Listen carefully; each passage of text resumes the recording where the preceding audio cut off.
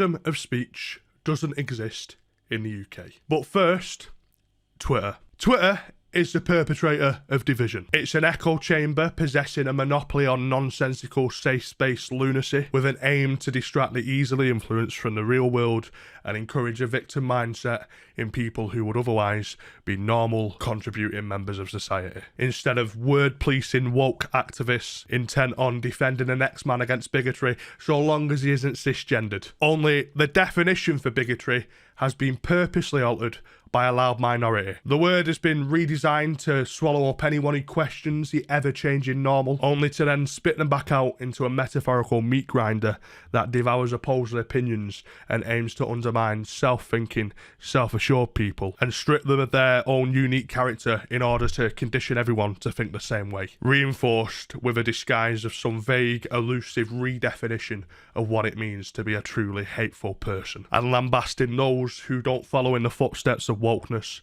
with a label that implies sheer hatefulness like racist, sexist, transphobic, homophobic, and so on, which in itself is an easy and effective way to shut down any challenge to their fragile way of thinking, because opposing opinions are too emotionally damaging to the same people who made themselves emotionally vulnerable to opposing opinions. With that in mind, it shouldn't be surprising that the average Twitter inhabitant, usually a blue-hair propagandist who's too one-dimensional to realise that they disseminate 1939 Germany vibes by trying to make everyone think the same way they do, and the same people who have blown up the phrase freedom of speech does not mean freedom of consequences, even though that is exactly what freedom of speech means. To speak freely implies exactly that. To speak free. To speak without direct consequences corresponding to the words that you have chosen to use. However, in the UK, you can face legal repercussions for the words that come out of your mouth, which is why in this country in particular, freedom of speech, true freedom of speech, does not exist. A straightforward, low-hanging fruit argument to form in response to me saying words are not deserving of consequences would be to say, well, threats are words, and surely threats deserve consequences, legal consequences. And to that, I do partially agree. Partially because although threats should not be void of consequence, if someone is threatening you, their speech alters and becomes something much more than just speech. It becomes speech that implies action. Action that in itself isn't designated as just speech alone. To threaten is to suggest action, and that goes beyond the boundaries of words. In my opinion, there's a comprehensible distinction between saying something offensive that doesn't imply action and remains verbal, and verbally suggesting action. So to put it simply, when speech evolves and becomes more than just the use of words, it's no longer just speech. Something that isn't just speech clearly doesn't deserve the protection of the idea of freedom of speech. And on that basis, threats themselves have nothing to do with what I'm talking about today. Another argument that could be formed to support the idea that some speech is deserving of consequences would be hate speech. And I feel like a burning question for a lot of people watching this, seeing what I'm arguing for, would be, do you think hate speech constitutes as just speech? Is hate speech something that should be protected? And as controversial as this may be to say, I do believe that the current definition of hate speech is something that should be protected. I don't say that lightly.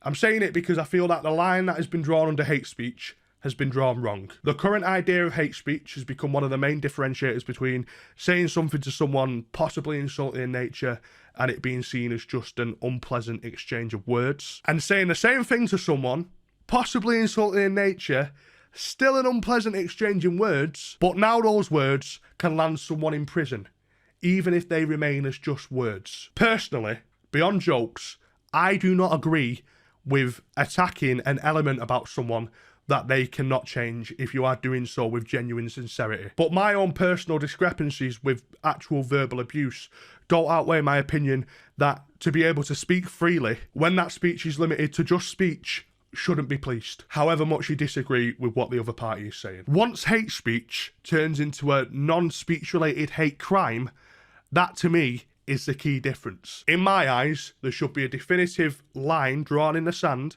between someone saying, I don't like you because you are this, and someone saying, I'm going to hurt you because you are this. I feel that the latter should be criminal and the former should not be. As dramatic as it may sound, the second you allow speech to become punishable based on what you do or don't agree with is the same second that you become complacent with the idea that someone else should be given control over certain elements of your life. And once that door opens, it will never close again, because control is far too valuable to give up to the same people whose goal is to control you. Regardless of the level of foundation that you may think your argument has, or however much your argument is reinforced by like-minded people, in my strong-rooted opinion, to impose a strict binding control over what someone is allowed to say because it goes against what you have deemed to be right is totally wrong, especially when the threat of imprisonment is being dangled over people's heads for using words. Now, on the topic of the law being brought in to dictate speech,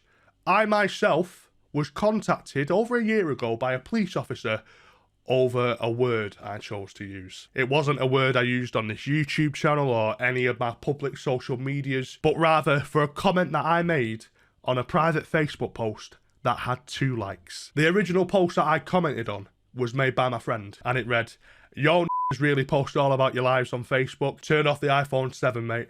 No one cares. You're ugly. It's cool." The post was quite clearly generalising the people that my friend had on his Facebook, who he felt kept going on about their lives on social media unjustly. And on top of that, the way it was worded makes it very clear that this post was a joke. However, as we know, context often proves meaningless to people who have a strong narrative to push. So with that in mind, a very strange woman then replied to my friend, calling him sick in the head, scum, and a racist, based on this one Facebook post. Now, me being a natural wind-up that I am, it's in my blood, I replied to this white woman saying, "This are mad." And she, let me tell you, she did not like that. In fact, she was so offended by those 3 words that she got in touch with the police. I don't use my real last name on Facebook because people are always finding my Facebook who watch me on YouTube, blah, blah, blah. So she must have just told the police officers my YouTube channel, because I didn't get a visit from them, I didn't get a letter, I didn't get anything to my address, a phone call, nothing like that. Instead, I got an email to my business email that is public on my YouTube channel from a police officer regarding this Facebook post, and it reads as follows. "Bradley, a complaint has been received by police that on the 9th of August 2020, you posted comments on my Facebook posts that include the racially offensive word on 3 times occasions, despite the fact that people had already objected on the thread to the racist term being used. No further action will be taken on this occasion. However, please bear in mind that it is an offence under Section 127 of the Communications Act 2003 to send a grossly offensive message by means of public electronic communications network.